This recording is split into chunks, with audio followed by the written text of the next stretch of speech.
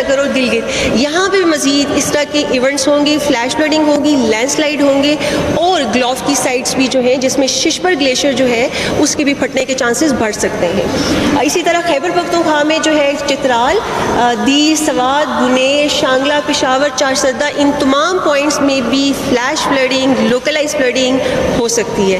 ये हमने एक टेक्निकल एनालिसिस किया है बुनेर का, we want to show you. ये तमाम जो ब्लैक आप स्पॉट्स देख रहे हैं ये वो तमाम पॉइंट्स हैं जहाँ पे इंसिडेंट्स हुए।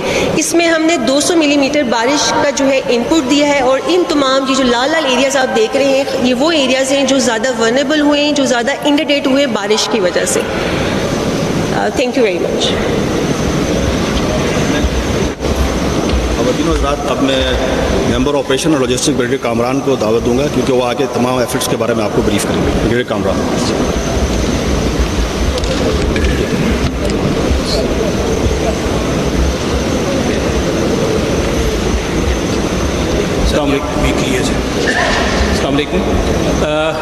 Operation wing formal response NDMA की तरफ से फेडरल लेवल पे कोऑर्डिनेट करता है। हमारी ये एक्टिविटीज़ फरवरी 2025 से स्टार्ट हो गई थी तैयारी मानसून के लिए और इसके अंदर हमने तमाम प्रोविंशियल गवर्नमेंट्स के साथ मिलके, पीडीएमएस के साथ मिलके मल्टीपल कॉन्फ्रेंसेस, एक्सरसाइजेस और उसके बाद हमने एक national level contingency plan monsoon की तैयारी के लिए इशू किया जब हमें थ्रेट की अर्ली वार्निंग मिल गई और उसके लिए 25 जून से हमने फिर इसकी मॉनिटरिंग शुरू कर दी। First year responders and second year responders as a devolve subject हमारे डिस्ट्रिक्ट्स और प्रोविंसेस ने इसको पूरी तैयारी के साथ काम शुरू किया अपना और जहाँ पे भी उनको किसी भी डिस्ट्रिक्ट में अगर उनकी कैपेबिलिटी से चीज़ थोड़ी बाहर हो गई और उनको फेडरल लेवल की किसी किस्म की मदद चाहिए तो उसको हमने फ़ौरन फेडरल लेवल के रिसोर्सेज जो हैं frontier force, law enforcement agencies, army, air force, navy, ये उनको कोऑर्डिनेट करके दिया और उनको रेस्क्यू ऑपरेशन में मदद की। तो मैं आपको जो दिखाना चाहूँगा कि ये जो अभी हम 7th स्पेल में जो है हमारा चल रहा है और 8th स्पेल जो है अभी आप देख ही रहे हैं। तो हमारा ज़्यादातर जो इसके असरात हैं वो नॉर्दर्न जीबी, नॉर्दर्न केपी में हमें नज़र आए या नॉर्दर्न पंजाब में नज़र आए। कुछ इंसिडेंट जो है जो हमने पिछले में आपको बताना चाहूँगा कि इन इंसिडेंट्स को फिर जहाँ पे भी हमें प्रोविंशियल गवर्नमेंट को हमारी सपोर्ट की ज़रूरत हुई, हेली आर्मी के थ्रू, नेवी के थ्रू या एयरफोर्स की थ्रू, तो वो हमने उनको कोऑर्डिनेट करके दिए हैं। तो ये हमारी एक डेली मॉनिटरिंग रिपोर्ट होती है जो हमें provincial disaster management authorities daily share करती हैं और हम उसको फिर नेशनल लेवल पे कंपाइल करके इसको इशू करते हैं। ये जो रिपोर्ट है ये खाली आपको 15 से 17 तक पे जो है दिखा रही है। इसके अंदर ये वेबसाइट पे अवेलेबल है। तमाम मीडिया, तमाम जो ऑफिशियल चैनल्स हैं वो इसको इस्तेमाल करते हैं और ये अथेंटिकेटेड रिपोर्ट होती है। तो ये जो 15 से रिसेंट फ्लड में हमें जो प्रॉब्लम हुई सबसे ज़्यादा बुनेर में, बाजोड़ में, वो सडन क्लाउड बर्स्ट की वजह से हुई। अर्ली वार्निंग थी, लोगों की तैयारी भी थी, लेकिन एक नागानी आफत थी, क्लाउड बर्स्ट थी, जिसकी वजह से ये हमें प्रॉब्लम फेस हुई। केपी में आप देखिए तो कैजुअल्टीज़ अभी तक जो कन्फर्म कैजुअल्टीज़ हमें रिपोर्ट हो चुकी हैं वो डिसीज 317 और इंजर्ड 156 रिपोर्ट हो चुके हैं। इनके लिए इनिशियली जो रिलीफ होता है, जो लोग डिस्प्लेस हो गए हैं, प्रोविंशियल गवर्नमेंट, डिस्ट्रिक्ट गवर्नमेंट ने प्रोवाइड की। नेशनल लेवल के ऊपर भी हमने इनको कोऑर्डिनेशन की इनकी, ना सिर्फ फेडरल रिसोर्सेज के ज़रिए बल्कि हमारी जो पाकिस्तान में मौजूद फ्लाई इदारे हैं उनके ज़रिए भी। फेडरल लेवल के जो हमारे इदारे थे उसमें सबसे पहले हमने आर्मी से कोऑर्डिनेट किया।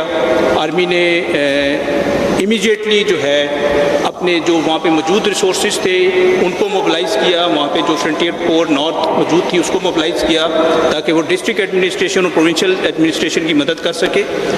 मज़ीद उनको रिक्वायरमेंट थी तो हमने फिर आर्मी से कोऑर्डिनेट करके मज़ीद पंजाब से 2 बटालियंस आर्मी की प्लस इंजीनियर की कंपनी, USR टीम्स जो हैं वो मूव कराई बुनेर के लिए, शांगला के लिए, और फ्रंटियर कोर को मूव कराया। एविएशन हैसेट्स अनफॉर्चुनेटली उनका जो अपना हेली था PMAKP का वो क्रैश हो गया रेस्क्यू ऑपरेशन में, तो उसके लिए उनको हेली रिसोर्सेज चाहिए थे तो वो हमने आर्मी के ज़रिए और FC के ज़रिए उनको कोऑर्डिनेट करके दिए।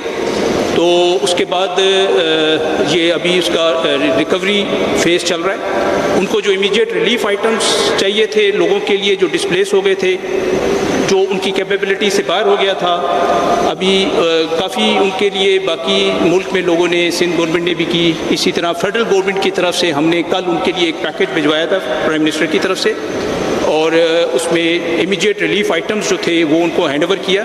और फिर मज़ीद हम प्लान कर रहे हैं, इंशाल्लाह कल सेकंड पैकेज हम भिजवाएंगे सुबह बुनेर के लिए, और ये कंटिन्यू रहेगा अगले चंद दिन तक, और जो अफेक्टेड एरियाज़ हैं लोगों को, ताकि इमीडिएट रिलीफ दिया सके। रिकवरी ऑपरेशन चल रहा है वहाँ पे, हम उसको मॉनिटर कर रहे हैं। जो भी उनको हमारी तरफ से असिस्टेंस चाहिए होती है फेडरल की तरफ से, तो वो हम उनको कोऑर्डिनेट करके देते हैं। Thank you very much. Plans जो फास्ट होगा तो वो आपका प्लान्स के बारे में बताइए, वहाँ प्लान्स के बारे में। अस्सलामुअलैकुम ख़वातीन व हज़रात, टीम इंडिया में का एक अहम काम जो कि अमन में भी होता है वो है फलाही इदारों यानी NGOs और INGOs का मुसलसल रब्ता रखना, उनको ऑन बोर्ड रखना।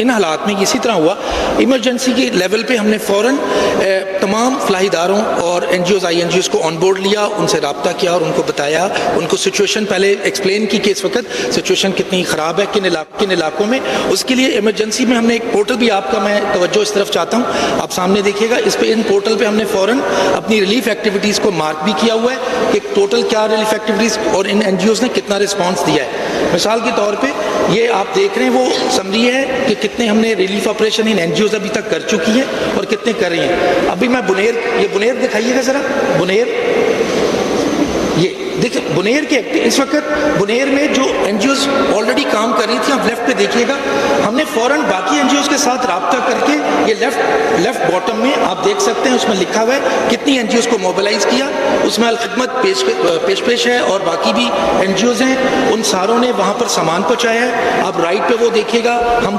टोटल टेबुलेटेड वो कंटिन्यू इनके कोऑर्डिनेशन रखते हैं। होता इस तरह है कि हम इनको इन्फॉर्म करते रहते हैं कि कितना सामान कौन सा चाहिए, ताकि डुप्लीकेशन ना हो, ताकि जो एक्चुअल रिक्वायरमेंट हो हम उस तरह उनको रीडायरेक्ट करते रहते हैं। दूसरा अहम पॉइंट ये था कि NGOs का ये था कि हमारा सामान कंसर्न लोगों तक पहुंच जाए। इसके लिए हम जितने लोकल सूबाई इदारे हैं, स्पेशली सिक्योरिटी एजेंसीज के साथ इनको गाइड करते हैं और हेल्प करते हैं ताकि इनका सामान एक्चुअल जगह पर टाइम से पहुंच जाए। उसके साथ आप राइट पे एक और पोर्टल देखिएगा जिसमें हमने एक वो प्रेडिक्टेबिलिटी रखी हुई है कि जो भी हमारी एडवाइजरी इशू होती है टेक विंग से कि अब होने क्या वाला है, मिसाल को इधर उस इलाके को हम फ़ौरन हाईलाइट करते हैं और वहाँ पर चूंकि हमारे पास पहले डेटाबेस है कि वहाँ पर कौन सी NGOs ऑलरेडी काम कर रही हैं, हमने क्या किया है, जिस तरह आज जो एडवाइजरी इशू हुई थी, हमने फ़ौरन उस इलाके की NGOs को फ़ौरन सेंसिटाइज किया और हमने मैसेज कर दिया कि प्लीज़ प्री मोबिलाइजेशन अपना फेज़ में आ जाए,